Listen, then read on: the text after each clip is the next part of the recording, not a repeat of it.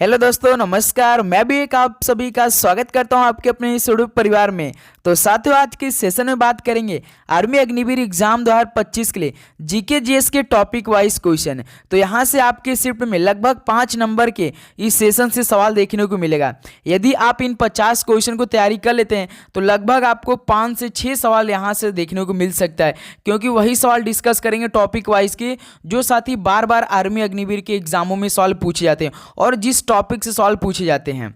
Total 50 question को discuss करेंगे और सभी फौजी भाइयों का टारगेट 50 क्वेश्चन में से लगभग 30 से अधिक क्वेश्चन सही करने का होगा। तो चलिए दोस्त, बिना टाइम वेस्ट करते हुए सेशन को स्टार्ट कर लेते हैं। तो आर्मी अग्निवीर का एग्जाम जून के लास्ट सप्ताह में शुरू होने जा रहा है। तो आज का पहला प्रश्न हल करेंगे। तो देखेंगे सभी साथी, निम्नलिखित में से किस नेता ने बिहार में 1857 के विद्रोह का नेतृत्व किया था? किस नेता ने बिहार में 1857 के विद्रोह का नेतृत्व किया था? तो कुंवर सिंह ने किया था। पहले का डी ऑप्शन यहां से बिल्कुल राइट आंसर हो जाएंगे। चलिए नेक्स्ट अगला सवाल देखते हैं। क्वेश्चन नंबर सेकेंड, 1857 का विद्रोह कहां से प्रारंभ हुआ था? तो साथी 1857 का विद्रोह कहां से प्रारंभ हुआ था? तो मेरठ से स्टार्ट हुआ था। बी ऑप्शन बिल्कुल राइट आंसर हो जाएंगे। चलिए अगला सवाल बताइए। क्वेश्चन नंबर थर्ड, कानपुर के विद्रोही नाना साहब निम्नलिखित में से किस पेशवा के पुत्र थे? कानपुर के विद्रोही नाना साहब किस पेशवा के पुत्र थे? बताइए। तो बाजीराव द्वितीय के पुत्र थे कानपुर के विद्रोही नाना साहेब। ऑप्शन सी यहां से बिल्कुल राइट आंसर हो जाएंगे।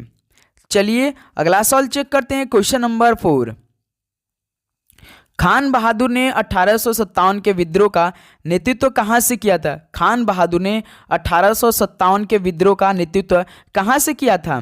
तो साथ ही याद रखिए बरेली से किया था। डी ऑप्शन यहां से बिल्कुल राइट आंसर हो जाएंगे। चलिए नेक्स्ट अगला सवाल देखते हैं। क्वेश्चन नंबर 5, 1857 के विद्रोह में किस मुगल शासक का योगदान था? तो 1857 के विद्रोह में किस मुगल शासक का अहम योगदान था? तो बहादुर शाह द्वितीय का अहम योगदान था। डी ऑप्शन बिल्कुल राइट आंसर हो जाएंगे। चलिए दोस्त अगला सवाल बताइए। क्वेश्चन नंबर 6, मेरठ के सिपाही को मुगल सम्राट बहादुर शाह से मिलने के लिए लाल किले के द्वार पर पहुंचे। यानी दोस्त जो मेरठ के सिपाही थे 11 मई 1857 को मुगल सम्राट बहादुर शाह से मिलने के लिए लाल किले के द्वार पर पहुंचे थे। यानी इस सवाल का डी ऑप्शन बिल्कुल राइट आंसर हो जाएंगे। चलिए अगला सवाल देखते हैं। क्वेश्चन नंबर 7, मंगल पांडे को बैरकपुर में किस वर्ष को ब्रिटिश अधिकारियों पर हमला करने के लिए फांसी दी गई थी? तो मंगल पांडे को बैरकपुर में 29 मार्च 1857 को ब्रिटिश अधिकारियों पर हमला करने के लिए फांसी की सजा सुना दी गई थी। ऑप्शन डी यहां से क्या हो जाएगा? बिल्कुल राइट आंसर हो जाएंगे। चलिए अगला सवाल बताइए। क्वेश्चन नंबर 8 मेरे भाई क्या हो जाएगा? भारत की जनगणना 2011 के अनुसार निम्नलिखित में से किस राज्य में पुरुषों और महिलाओं की साक्षरता दर में अंतर सर्वाधिक था? ये साथी मोस्ट इंपॉर्टेंट सवाल बनेंगे आपके पेपर के लिए, क्योंकि इस टॉपिक से आपके पेपर में 2 सवाल आते हैं, प्लस जो 1857 की क्रांति थी इससे भी 1 सवाल आपके पेपर में देखने को मिलेगा। ये भी बात याद रखेंगे। तो भारत की जनगणना 2011 के अनुसार किस राज्य में पुरुषों और महिलाओं की साक्षरता दर में अंतर सबसे अधिक था? तो राजस्थान में था। ऑप्शन सी यहां से बिल्कुल राइट आंसर हो जाएंगे। चलिए नेक्स्ट अगला सवाल देखते हैं। क्वेश्चन नंबर 9, 2011 के जनसंख्या घनत्व के घटक को संबंध में निम्नलिखित में से कौन सा एक राज्य असंगत है?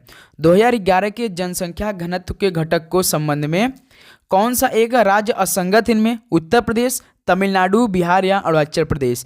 तो भाई केवल 17 किलोमीटर है अरुणाचल प्रदेश का, तो यही क्या हो जाएगा? एक असंगत राज्य हो जाएगा जो कि अरुणाचल प्रदेश है। डी ऑप्शन इस सवाल का बिल्कुल राइट आंसर हो जाएंगे। चलिए अगला सवाल देखते हैं। क्वेश्चन नंबर 10 क्या दे रखा है? भारत की जनगणना 2011 के अनुसार राष्ट्रीय महिला श्रम बल भागीदारी क्या है? भारत की जनगणना 2011 के अनुसार राष्ट्रीय महिला श्रम बल भागीदारी कितना प्रतिशत तक है? तो 25.51% है। तो यहाँ से डी ऑप्शन यहाँ से बिल्कुल राइट आंसर हो जाएंगे। तो साथ ही उम्मीद करूंगा आपको हर एक प्रश्न बहुत ही अच्छी तरीके से समझ में आ रहे होंगे और आप हर एक प्रश्न को याद भी करते चल रहे होंगे साथ में। देखिए क्वेश्चन नंबर 11, 2011 की जनगणना के अनुसार कुल वैश्विक आबादी की कितने प्रतिशत जनसंख्या भारत में है? 2011 की जनगणना के अनुसार कुल वैश्विक आबादी की कितने प्रतिशत जनसंख्या भारत में है? तो 17.5% भारत में है। ऑप्शन यहां से बिल्कुल राइट आंसर हो जाएंगे। चलिए अगला सवाल देखते हैं, क्वेश्चन नंबर 12। भारत की जनगणना 2011 के अनुसार राज्यों के किस समूह में ग्रामीण जनसंख्या का प्रतिशत बहुत अधिक है? भारत की जनगणना 2011 के अनुसार राज्यों के किस समूह में ग्रामीण जनसंख्या का प्रतिशत बहुत अधिक है? तो बिहार और सिक्किम राज्य में है। ऑप्शन से यहां से बिल्कुल राइट आंसर हो जाएंगे। चलिए अगला सवाल देखते हैं, क्वेश्चन नंबर 13। जनगणना 2011 के अनुसार भारत की औसत वार्षिक वृद्धि दर क्या है? जनगणना 2011 के अनुसार भारत की जो औसत वार्षिक वृद्धि दर वो कितनी प्रतिशत है? तो 1.64% है। बी ऑप्शन यहां से मेरे भाई बिल्कुल राइट आंसर हो जाएंगे। चलिए दोस्त अगला सवाल देखते हैं, क्वेश्चन नंबर 4। तो साथियों जैसा कि इसमें आर्मी अग्निवीर की नई भर्ती की प्रक्रिया चल रही है और फॉर्म भरने की तिथि भी इसमें चल रही है। 12 मार्च से फॉर्म भरने की तिथि शुरू हुई है जो कि 10 अप्रैल तक चलने वाली है। और साथ ही इसका जो सिलेबस होता है 15 क्वेश्चन जीके का रहता है, 15 क्वेश्चन साइंस का रहता है और 15 क्वेश्चन मैथ का रहता है और 5 क्वेश्चन रीजनिंग का रहता है। टोटल 50 क्वेश्चन होते हैं, एक क्वेश्चन 2 नंबर का है, यानी 50 क्वेश्चन 100 नंबरों का आपका पेपर होने वाला है। नेगेटिव मार्किंग की बात करें तो इसमें 0.25 होता है, यानी 1/4। यदि आप लोग 4 गलत करेंगे तो एक जो आप सही करेंगे 1 नंबर वहाँ से जाएगा। ये तो काफ़ी अच्छा आप सभी लोग के लिए, क्योंकि इसमें 0.25 का नेगेटिव मार्किंग है, तो आप लोग पूरा 50 में से 50 भी आप सवालों को हल कर सकते हैं और सही भी कर सकते हैं। ओके, लेकिन साथ ही आर्मी अग्निवीर की जो इसमें भर्ती की प्रक्रिया चल रही है इसमें केवल 17.5 से लेकर 21 वर्ष के ही भाई लोग फॉर्म को अप्लाई कर सकते हैं। और काफ़ी ऐसे पोस्ट हैं जो कि 20 वर्ष से लेकर 25 वर्ष के बीच में आप हैं तो भी आप फॉर्म को अप्लाई कर सकते हैं, लेकिन अभी उसका नोटिफिकेशन नहीं आया है, वो अभी फॉर्म अप्लाई नहीं हो पा रहे हैं। अभी उसका लिंक ओपन नहीं हुआ है, क्लोज ही है अभी। देखते हैं कुछ दिन में उसका भी नोटिफिकेशन आ जाएगा, क्योंकि जारी कर दिया है कि बस लिंक ओपन करना है। तो यहाँ से देखिए क्वेश्चन नंबर 14। 2011 की जनगणना के अनुसार किस केंद्र शासित प्रदेश में सर्वाधिक पुरुष साक्षरता दर दर्ज की गई थी? तो ये लक्षद्वीप में की गई थी। ऑप्शन ए यहाँ से बिल्कुल राइट आंसर हो जाएंगे। चलिए अगला सवाल देखते हैं, क्वेश्चन नंबर 15। भारत की जनगणना 2011 के अनुसार किस महानगर की जनसंख्या सबसे अधिक है?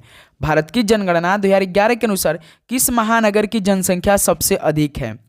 तो ये मुंबई शहर की है। ऑप्शन ए यहाँ से बिल्कुल राइट आंसर हो जाएंगे। चलिए अगला सवाल देखते हैं, क्वेश्चन नंबर 16।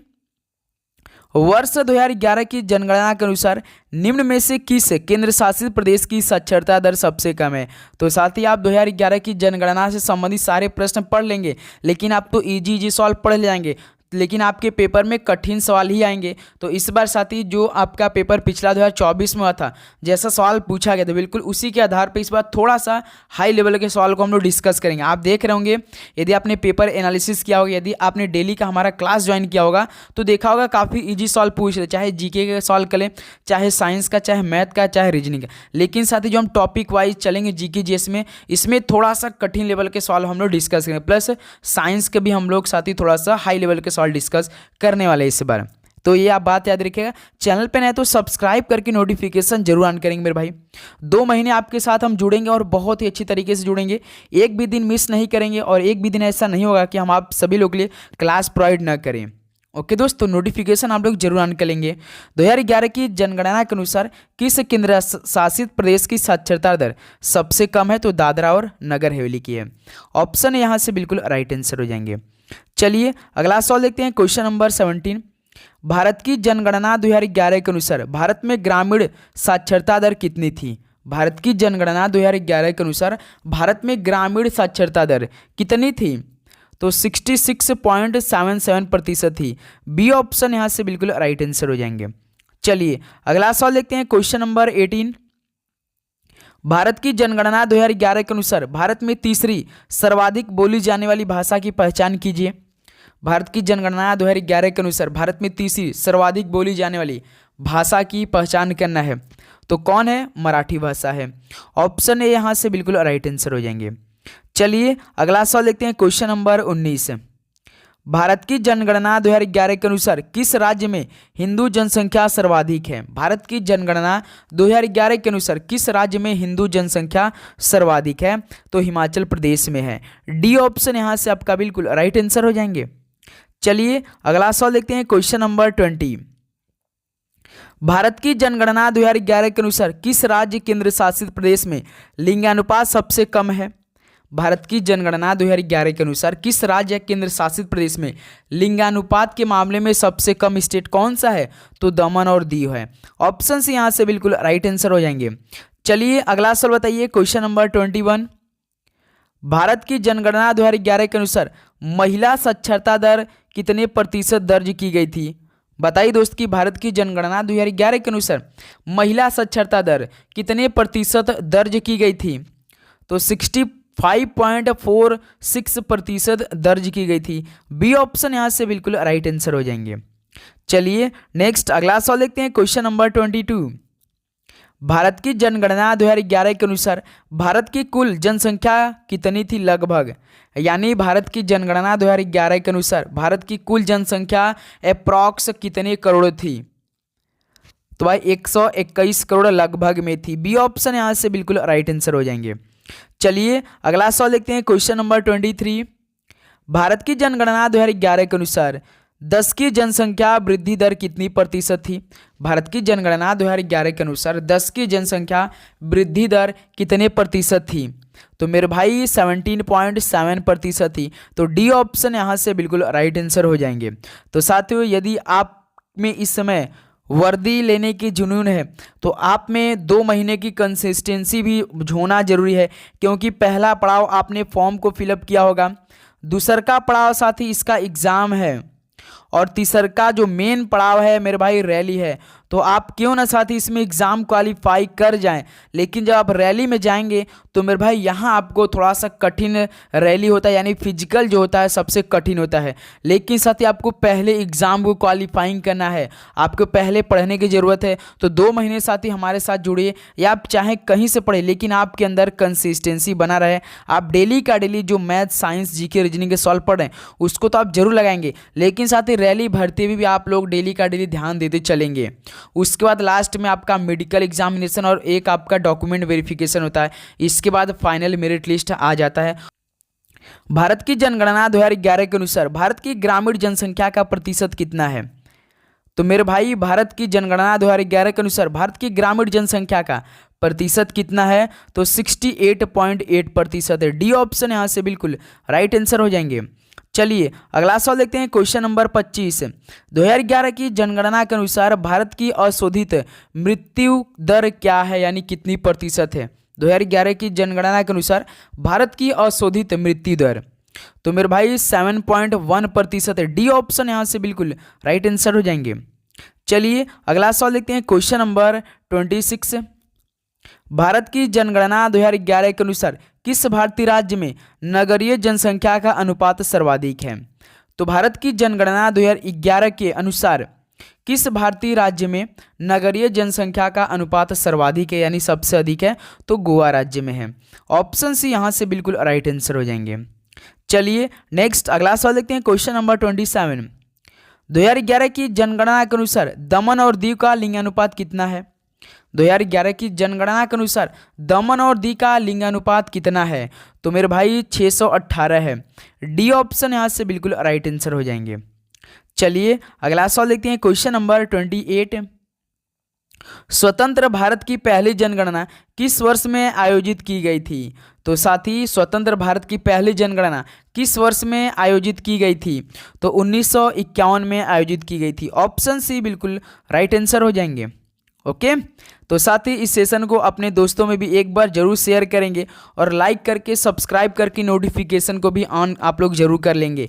देखिए क्वेश्चन नंबर 29। मंत्रिपरिषद सामूहिक रूप से किसके प्रति उत्तरदायी होती है? तो मंत्रिपरिषद सामूहिक रूप से किसके प्रति उत्तरदायी होती है? तो ये साथी लोकसभा की होती है। ऑप्शन ए बिल्कुल राइट आंसर हो जाएंगे। जो साथी आर्टिकल 74 है, आर्टिकल 74 है, ये मंत्रिपरिषद से संबंधित होता है, आर्टिकल 74। चलिए नेक्स्ट अगला सवाल देखते हैं, क्वेश्चन नंबर 30। हड़प्पा सभ्यता का मोहनजोदड़ो स्थल किस नदी के तट पर स्थित है? हड़प्पा सभ्यता का मोहनजोदड़ो स्थल किस नदी के तट पर स्थित है? मोस्ट इंपॉर्टेंट सवाल है, तो सिंधु नदी के तट पर स्थित है। डी ऑप्शन यहाँ सबका बिल्कुल राइट आंसर हो जाएंगे। चलिए नेक्स्ट अगला सवाल देखते हैं, क्वेश्चन नंबर 31। धौलावीरा का प्राचीन शहर किस राज्य में स्थित है? धौलावीरा का प्राचीन शहर ये किस राज्य में स्थित है? तो गुजरात राज्य में स्थित है। डी ऑप्शन यहाँ सबका बिल्कुल राइट आंसर हो जाएंगे। चलिए नेक्स्ट अगला सवाल बताइए, क्वेश्चन नंबर 32। निम्नलिखित में से कौन सा प्राचीन स्थल भारत में स्थित नहीं है?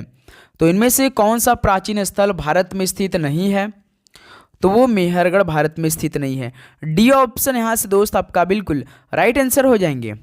चलिए नेक्स्ट अगला नंबर देखते हैं, क्वेश्चन नंबर 33। मोहनजोदड़ो निम्नलिखित में से किस सभ्यता से संबंधित है? ये भी साथी इंपॉर्टेंट सवाल बनेंगे पेपर के लिए। मोहनजोदड़ो किस सभ्यता से संबंधित है? माया या सिंधु घाटी सभ्यता या मेसोपोटामिया की सभ्यता या मिस्र की सभ्यता से?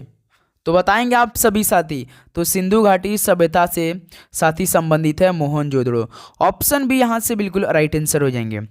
चलिए नेक्स्ट अगला सवाल बताइए, क्वेश्चन नंबर 34। मोहनजोदड़ो के विशाल स्नानघर की आकृति कैसी थी? मोहनजोदड़ो के विशाल स्नानघर की आकृति कैसी थी? तो आयताकार थी। ऑप्शन ए यहाँ से दोस्त आपका क्या हो जाएगा, बिल्कुल राइट आंसर हो जाएंगे। चलिए नेक्स्ट अगला नंबर बताइए, क्वेश्चन नंबर 35। हड़प्पा की अधिकांश मोहरें ये किससे बनी है? तो हड़प्पा की अधिकांश मोहरें जो हैं ये किससे बनी हुई हैं? ईंटे से या ग्रेनाइट से या सिलखड़ी से या मेरे भाई पीतल से? तो याद रखिएगा, जो हड़प्पा की अधिकांश मोहरें ये सिलखड़ी से बनी हैं। ऑप्शन सी यहाँ से बिल्कुल राइट आंसर हो जाएंगे। चलिए नेक्स्ट अगला सवाल देखते हैं, क्वेश्चन नंबर 36। निम्नलिखित में से कौन सा हड़प्पा स्थल अफगानिस्तान में स्थित है? तो साथियों इनमें से कौन सा हड़प्पा स्थल अफगानिस्तान में स्थित है? तो सोतुर्गई ये अफगानिस्तान में स्थित है। ऑप्शन ए यहाँ से बिल्कुल राइट आंसर हो जाएंगे।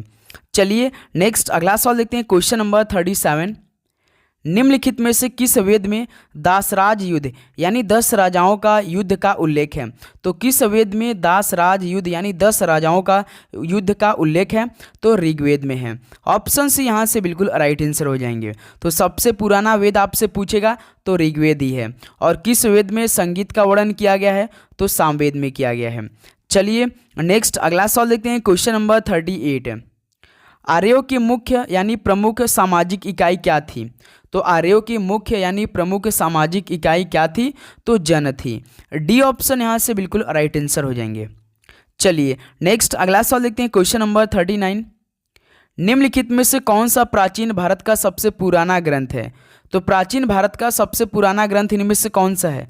महाभाष्य है, अर्थशास्त्र है, ऋग्वेद या मनुष्य स्मृति है? तो प्राचीन भारत का जो सबसे पुराना ग्रंथ है वो ऋग्वेद है। ऑप्शन सी बिल्कुल राइट आंसर हो जाएंगे। चलिए नेक्स्ट अगला सवाल देखते हैं, क्वेश्चन नंबर 40। कुल कितने वेदांग हैं? तो साथी कुल कितने वेदांग हैं? 10, 6, 5 या 2? तो कुल वेदांग की यदि हम बात करते हैं तो 6 हैं। बी ऑप्शन यहाँ से बिल्कुल राइट आंसर हो जाएंगे। चलिए नेक्स्ट अगला सवाल देखते हैं, क्वेश्चन नंबर 41। निम्नलिखित में से कौन सा वेद संगीत से संबंधित है? तो अभी हमने आपको बताया है कि किस वेद में संगीत का वर्णन किया गया है, तो ये तो सामवेद में किया गया है। ऑप्शन ए यहाँ से दोस्त आपका बिल्कुल राइट आंसर हो जाएंगे। चलिए नेक्स्ट अगला सवाल देखते हैं, क्वेश्चन नंबर 42। रामायण के अनुसार किसका दूसरा नाम रत्नाकर था? रामायण के अनुसार किसका दूसरा नाम रत्नाकर था? बताएंगे सभी दोस्त, तो वाल्मीकि जी का। डी ऑप्शन यहाँ से बिल्कुल राइट आंसर हो जाएंगे। चलिए नेक्स्ट अगला सवाल देखते हैं, क्वेश्चन नंबर 43। जैनों के अंतिम तीर्थंकर कौन थे? जैनों के अंतिम तीर्थंकर कौन थे? तो वर्धमान महावीर थे। ऑप्शन यहाँ से क्या हो जाएगा आपका, बिल्कुल राइट आंसर हो जाएंगे। चलिए दोस्त अगला सवाल बताइए, क्वेश्चन नंबर 44। किस वर्ष की आयु में महावीर ने घर छोड़ दिया और वन में रहने चले गए? तो किस वर्ष की आयु में महावीर ने घर को छोड़ दिया और वन में जाकर रहने लगे और तपस्या करने लगे? बताइए दोस्त, तो किस वर्ष की आयु में उन्होंने अपना घर को त्याग दिया था? तो 30 वर्ष की आयु में। डी ऑप्शन बिल्कुल राइट आंसर हो जाएंगे। चलिए अगला सवाल बताइए, क्वेश्चन नंबर 45 देखिए। भगवान महावीर ने मोक्ष कहाँ प्राप्त किया था? भगवान महावीर ने मोक्ष की प्राप्ति कहाँ पर किया था? तो ये पावापुरी में किया था। बी ऑप्शन बिल्कुल राइट आंसर हो जाएंगे। चलिए नेक्स्ट अगला सवाल बताइए, क्वेश्चन नंबर 46 है। भारत का सबसे बड़ा स्तूप निम्नलिखित में से कौन सा है? भारत का सबसे बड़ा स्तूप इनमें से कौन सा है? तो याद रखिए केसरिया स्तूप जो कि भारत का सबसे बड़ा स्तूप है। ऑप्शन ए बिल्कुल राइट आंसर हो जाएंगे। चलिए नेक्स्ट अगला सवाल बताइए, क्वेश्चन नंबर 47। बौद्ध काल का सबसे पुराना स्तूप कौन सा है? बौद्ध काल का सबसे जो पुराना स्तूप है वो कौन सा है? तो सांची का स्तूप है। डी ऑप्शन मेरे भाई बिल्कुल राइट आंसर हो जाएंगे। चलिए नेक्स्ट अगला सवाल देखते हैं, क्वेश्चन नंबर 48। डैश बौद्ध धर्म में भिक्षुणी बनने वाली पहली महिला कौन थी? यानी दोस्त बौद्ध धर्म में जो भिक्षुणी बनने वाली प्रथम महिला थी उनका नाम क्या था? तो महाप्रजापति गौतमी नाम उनका था, जो कि ये बौद्ध धर्म में पहली भिक्षुणी बनने वाली महिला थी। ऑप्शन सी बिल्कुल राइट आंसर हो जाएंगे। चलिए दोस्त नेक्स्ट अगला सवाल देखते हैं, क्वेश्चन नंबर 49। वज्जी महाजनपद की राजधानी क्या थी? वज्जी महाजनपद की राजधानी क्या थी? तो वैशाली थी। ऑप्शन सी बिल्कुल राइट आंसर हो जाएंगे। चलिए दोस्त लास्ट 50 क्वेश्चन देखते हैं आज की सेशन का। तो हर्यक वंश का शासक अजातशत्रु किसका पुत्र था? हर्यक वंश का शासक अजातशत्रु ये किसका पुत्र था? नागदशक का, उदयन का, अनिरुद्ध का या बिंबिसार का? तो सर जी जो हर्यक वंश का शासक अजातशत्रु था ये बिंबिसार का पुत्र था। डी ऑप्शन बिल्कुल राइट आंसर हो जाएंगे। तो साथ ही लगभग 5 टॉपिक से इस सेशन में आप सभी के लिए लोगों के लिए हमने प्रश्न प्रोवाइड किया है। तो आप बताइए कि आप सभी का 50 क्वेश्चनों में से कितना स्कोर रहा? सभी साथी बताएंगे कि आप सभी का कितना स्कोर रहा आज की सेशन से। तो उम्मीद करूंगा ये सेशन आपने बहुत ही अच्छी तरीके से हल किया होगा और आपको हर एक क्वेश्चन भी बहुत अच्छी तरीके से समझ में आया होगा। तो कोई भी प्रश्न पे आपको डाउट हो तो साथी कमेंट करके जरूर बताइए। ओके, तो डेली का यहाँ से अब आपको मिलेगी चैप्टर वाइज जीके जीएस का। एक दिन आपको साइंस की मिलेगी, एक दिन मैथ का मिलेगी और एक दिन रीजनिंग का, जो आपका मेन सिलेबस है। और साथ ही आज शाम को 4 बजे पूरा पेपर का हम हल देने वाले हैं। जैसा आपका 15 जीके का रहता है, 15 साइंस का रहता है, 15 मैथ का रहता है और 5 रीजनिंग का, यानी पूरे 50 क्वेश्चनों का ओरिजिनल पेपर को डिस्कस करेंगे शाम को 4 बजे। तो आप सभी साथी शाम को 4 बजे जरूर आइएगा। बहुत अच्छी तरीके से साथ में तैयारी करेंगे, नोटिफिकेशन ऑन करेंगे, जब आपके पास तुरंत नोटिफिकेशन चला जाएगा जब हम क्लास आप लोगों के लिए प्रोवाइड करेंगे। ओके दोस्त, तो चलिए इस सेशन को यहीं पर समाप्त करते हैं। मिलते हैं नेक्स्ट सेशन में। सभी को जय हिंद, वंदे मातरम। पढ़ाई करते रहिए, ऑल द बेस्ट। सभी को जय हिंद, वंदे मातरम।